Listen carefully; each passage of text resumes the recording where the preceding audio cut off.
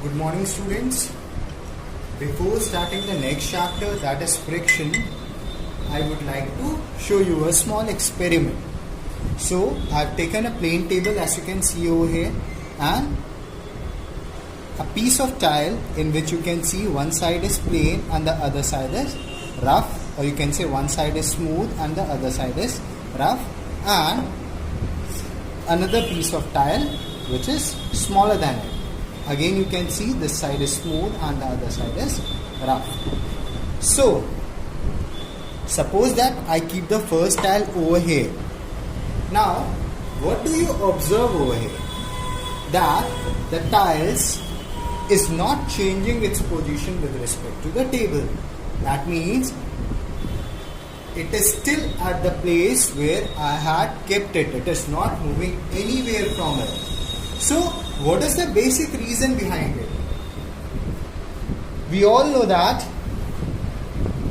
the surface of the table and the surface of this particular tile are in contact with each other, and the forces that are being applied over here are: the first force is the weight of the tile is being applied vertically downwards on the table. At the same time, an equal amount of restoring force is being applied by the table on this tile, due to which the tile is not moving upwards or downwards. But why is it not moving forward, backward, right side or left side? So along with the force that is acting on it vertically downwards due to its weight, and the restoring force that is acting on it due to the table, there is one other force which is acting on it. It is frictional force. How do we define a frictional force? It is the force of resistance which exists between any two bodies and is always directed opposite to the direction of the applied force. So just see over here. Suppose that I try to push this tile to change its position. Okay, so what will I do? I will start applying force from this particular direction. So as I am applying a slow and steady force, you can see that on application of small force, the position of the tile is not changing at all. However, as I keep on increasing the amount of force, at a certain level I'll reach a force after which the tiles will start to move, as you can see over here. So what did we observe? That the limit of force till where we were not able to move this particular tile, or you can say the maximum amount of force which was being applied on this tile and still the tile was not moving, that will be known as limiting friction. Now what do we do?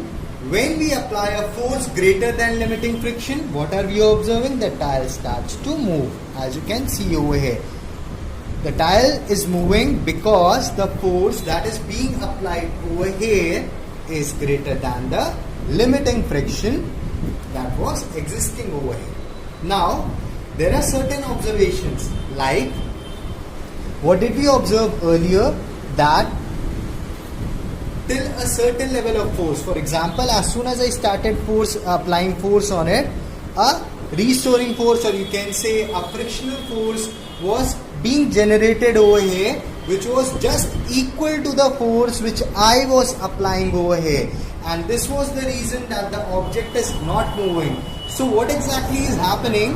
When I am applying force over here, the same amount of force is being applied in opposite direction by the frictional force, and this keeps on moving until we reach the limiting friction. So as soon as we reach the limiting friction, at limiting friction the forces will be equal, that is the force applied by me and the force that is existing due to the frictional force. However, as soon as the amount of external force increases beyond the limiting friction, the object starts to move. So what are our observations? Once the object starts to move, you will observe that it becomes very easy to move the object. you can observe over here, it is difficult to start the motion, but once you start it, it becomes very easy to move the object. Why? Because once the object starts moving, the quantity of the frictional force becomes constant. However, the external force that was being applied over there is continuously increasing, and this is the reason that the object moves freely.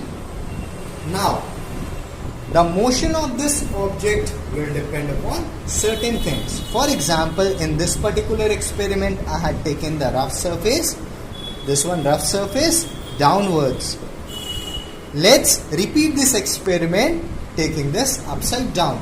Suppose I keep it like this, and now I move this thing. What do you observe? That the limiting friction is then in this particular case is very small as compared to the previous case, and the object moves very freely even on application of very small force. So what did we observe over here? That the quantity of the limiting friction will depend upon the roughness of the surface, as the surface which is in contact right now is a smooth surface, so the object is moving more freely.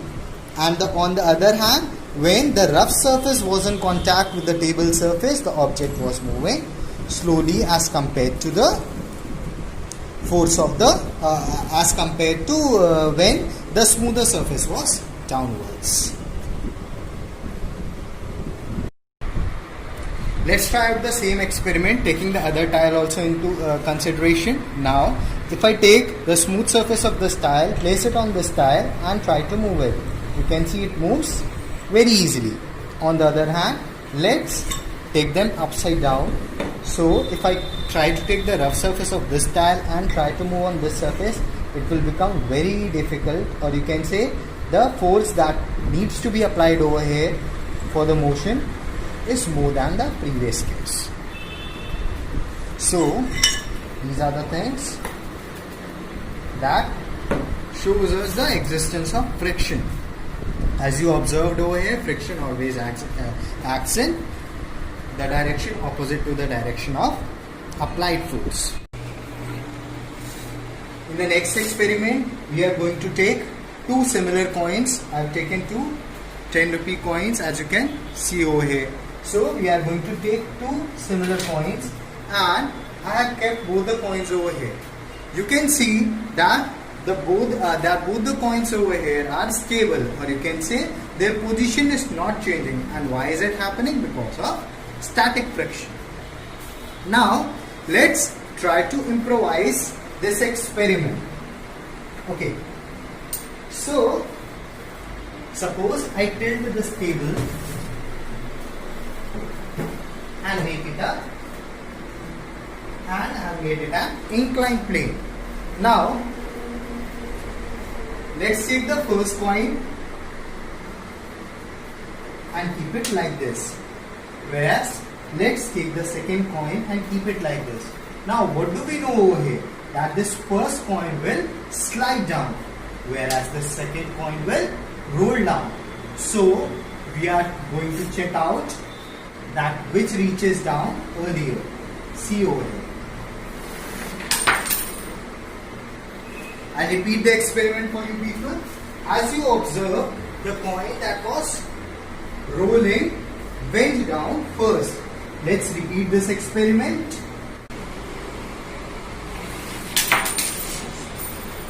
So we observed basically three types of frictions over here. The first one was static friction, due to which the coin was at its position, and the other two that we studied over here were rolling friction and sliding friction. And what did we observe in this particular experiment? That the value of rolling friction is less than the value of sliding friction. And this was the reason that the coin which was undergoing rolling went down first, whereas the coin which was sliding took more time to go downwards. So what can we say overall? That the value of static friction will be greater than the value of sliding friction, and the value of sliding friction will be greater than the value of rolling friction. So overall, the friction in the case of static friction will be the highest, whereas the friction in case of rolling friction will be the lowest.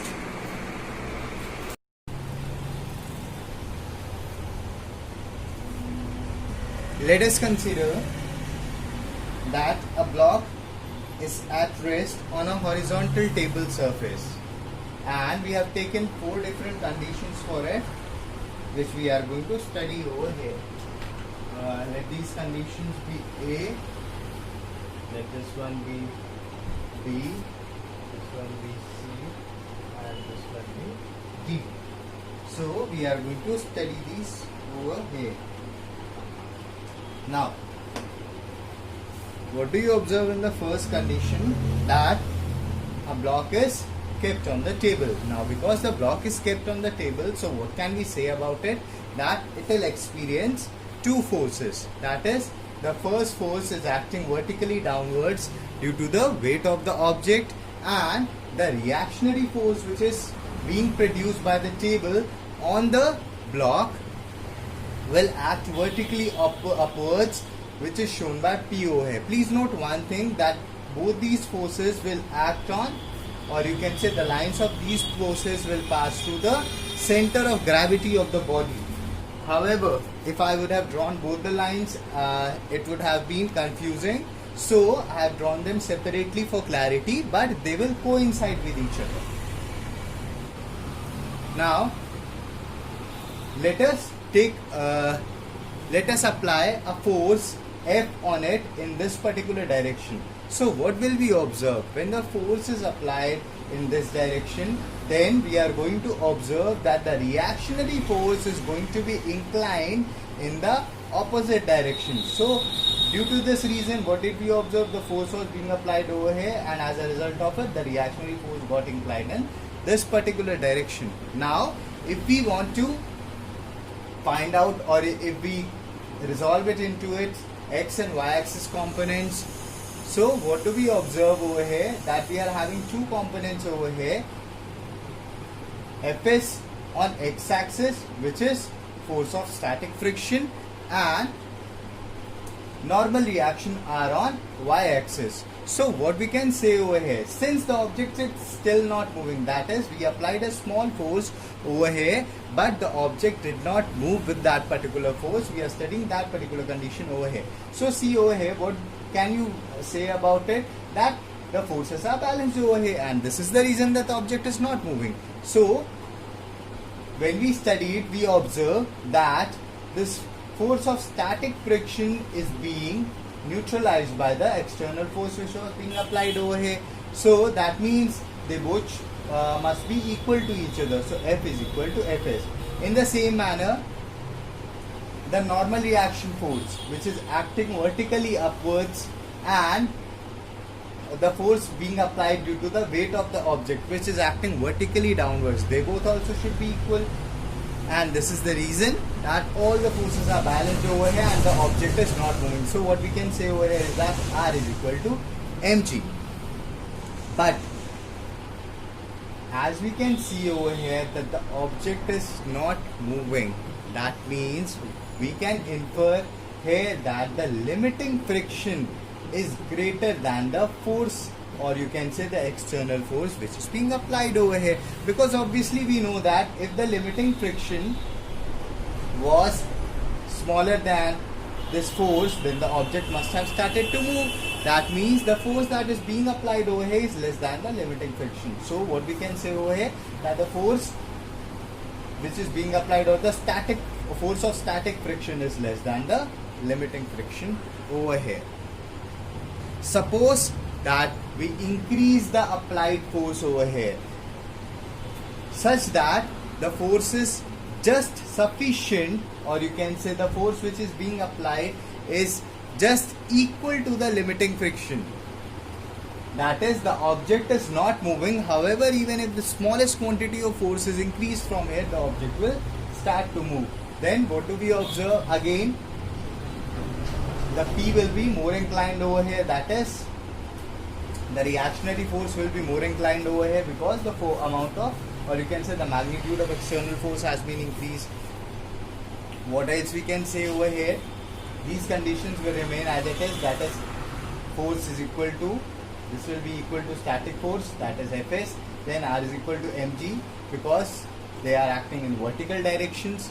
But what do we observe? That the limiting friction, or you can say the frictional force or net frictional force offered by the object will be equal to the force of static friction.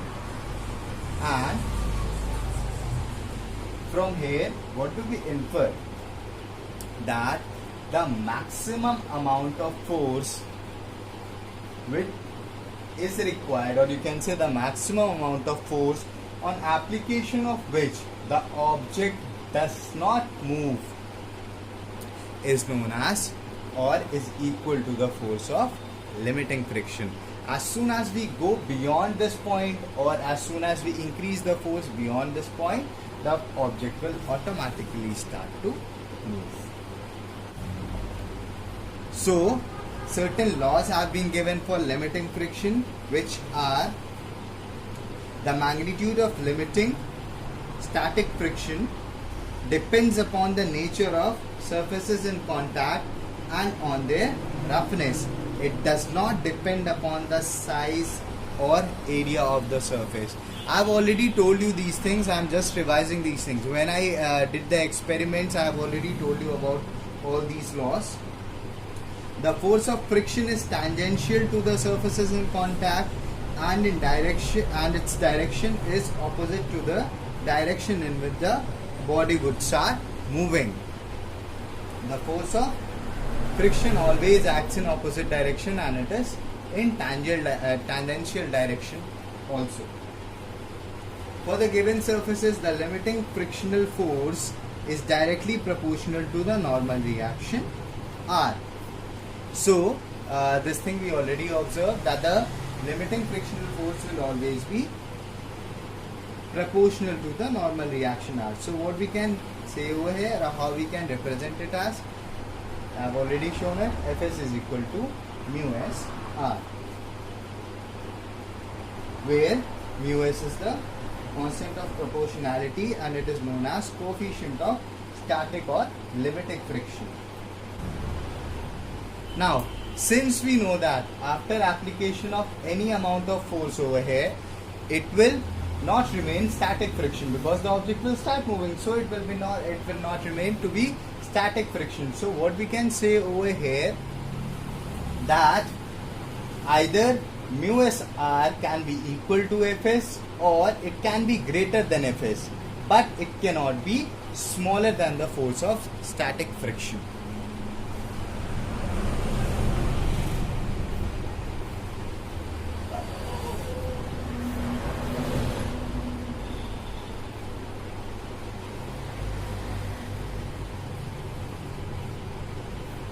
In this way,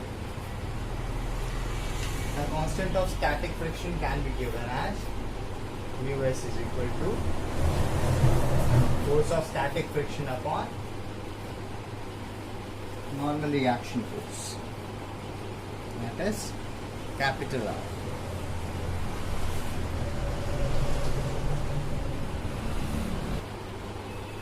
So how can we define coefficient of static or limiting friction? It is the ratio of limiting friction to the normal reaction, or you can say it is the ratio of limiting frictional force to the normal reaction. Let's come to the next condition. So what do we observe? That as soon as the force was increased over here, external force, the object started to move. So once motion starts, frictional force acting between the surfaces decreases, and this is the reason that the force which will be needed over here in order to move the object will be lesser than the previous case. Now I have already shown you all these things doing experiments. The force which is acting over here will be known as sliding or kinetic friction, and it is denoted by, it is always less than the force of static friction. So what we can infer, that lesser amount of force is required to maintain the motion than to start it or than to initiate the motion. Mu k is the coefficient of kinetic friction over here. So it can be given as Fk is equal to mu k upon r. Hence, in a similar manner, we can find out the value of mu k as Fk upon r, or we can define it as the ratio of Fk upon r. Students, before moving forward, please note down one thing. As we already calculated that the coefficient of static friction can be given as the force of static friction upon reactionary force, or the ratio of force of static friction and reactionary force. So, if we take the diagram for the limiting friction, that was our diagram number C. So, I'll just redraw it. Please see it over here. So, suppose that this was a diagram where suppose energy was acting vertically downwards and they represented like this. That this was our, so this was our reactionary force, which was inclined. This was the external force being applied over there, and this was the normal reaction force R. So the angle that is being formed between our normal reaction and the reactionary force is given as theta s, and it is known as angle of friction. Now, what can we say about this theta s? That if we are calculating tan theta over here, then obviously we know that this component is Fs. Now, I am repeating it. I have already told you this thing, that I am particularly talking about the condition where the force of static friction was equal to the frictional force, or you can say we are talking about the concept of limiting friction over here. So, what can we say about this thing? That if we have to calculate the value of theta over here, how we can do it? Suppose that this is the triangle we are taking into consideration. Then, in this particular triangle, suppose base angle is theta. So, how can we give tan theta? Tan theta can be given as perpendicular, that is PR, upon base, that is this particular line. Suppose I take it as rho, so it will become RO. So we can write it as tan theta s can be given as PR upon RO. Now, what is the value of PR over here? It is equal to Fs. So it will become Fs, and what is the value of RO over here? It is capital R. So it becomes Fs upon R. If you see, this is the same value that we are taking over here. Now, what do you observe? That here we have a graph between the frictional force and the applied force. So, what we can see over here, that as the applied force is increasing, the frictional force is also increasing. This will be F.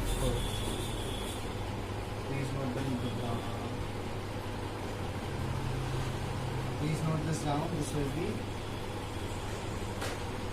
capital F. And at this point that is at A, we will have Fs is equal to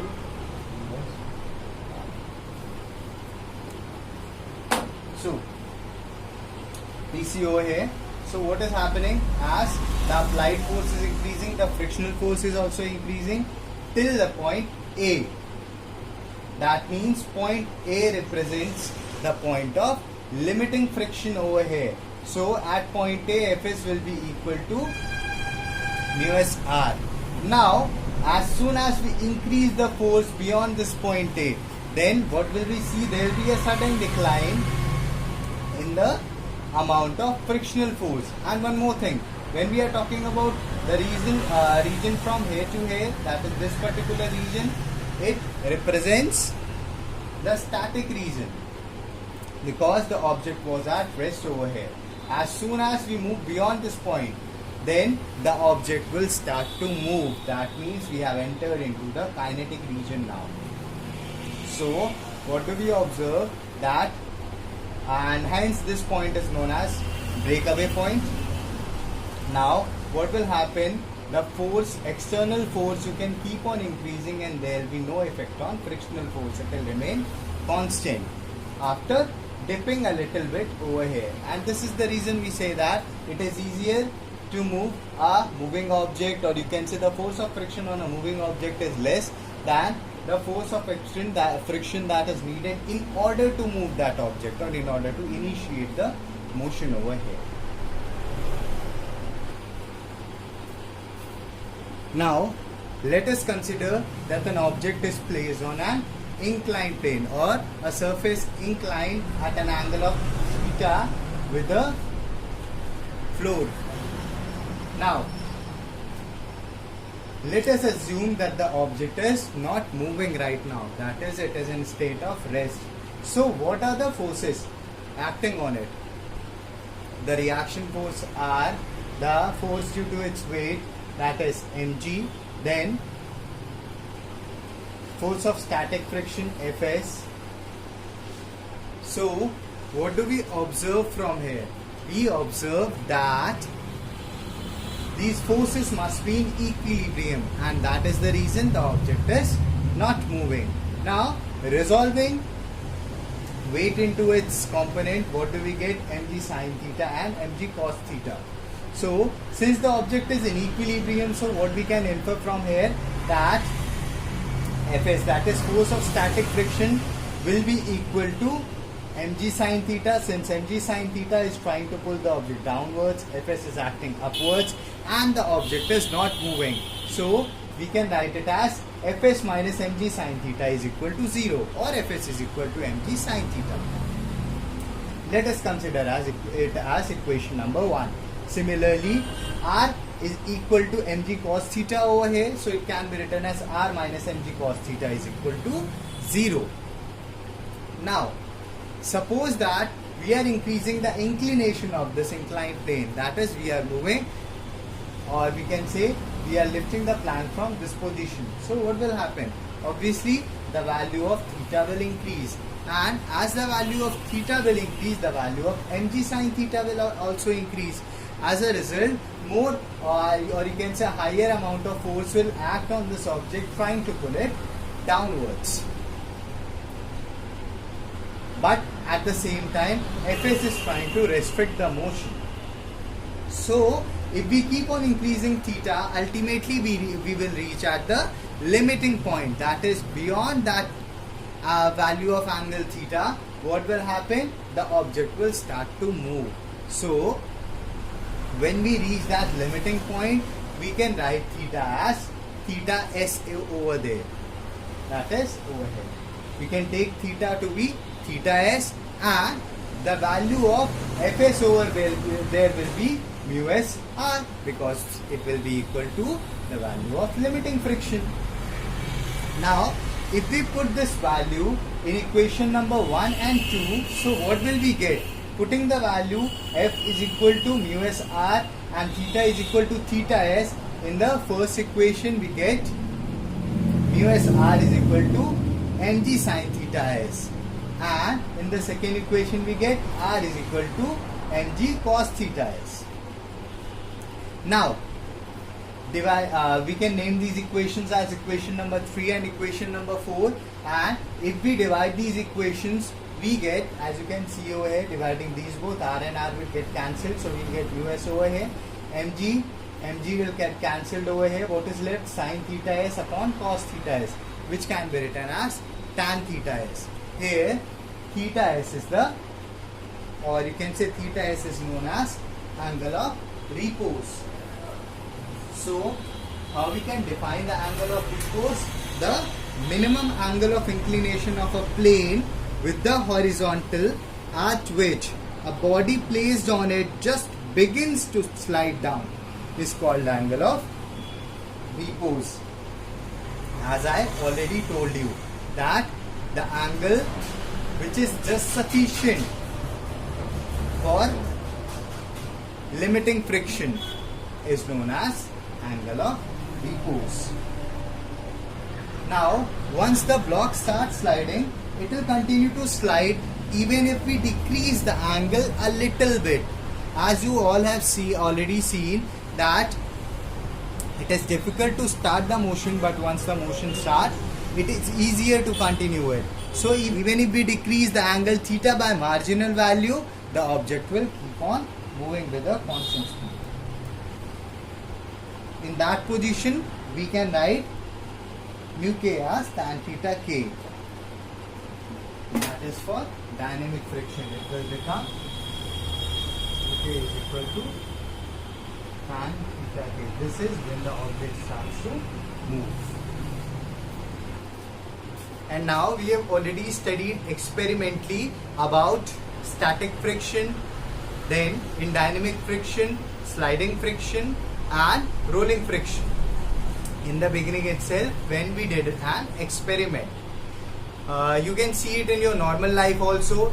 Suppose that let us talk about LPG cylinder. It is easier to roll LPG cylinder. Now what will happen if I give you a cubical object of same weight, or you can say same mass? So you will require a greater amount of force in order to move that. However, it is easier to roll that LPG cylinder.